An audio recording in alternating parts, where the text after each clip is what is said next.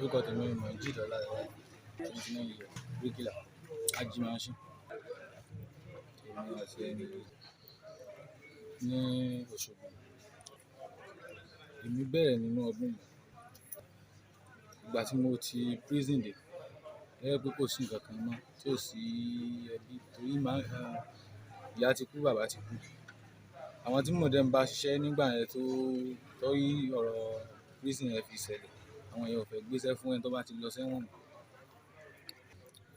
Ẹnu iṣẹ́ tí mò ń ṣe nígbà yẹn bíríkìlà, ọ̀gá tí mò ń bá ṣiṣẹ́ nígbà yẹn ó kó síbẹ̀ǹtì, náà fi kó àwa náà mọ́ nígbà yẹn. Wọ́n gbé adé prison gbà, a kì í gbà.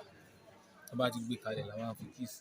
Tí wọ́n bá gbé sẹ́nu géètì, a máa fi kíìsì, a dẹ̀ máa gbé. Bí ó bá ṣe sí ni, ìmí a máa ń tà ní 100,000. Mi ò kí ń fagbó, mo máa ń mu ọtí.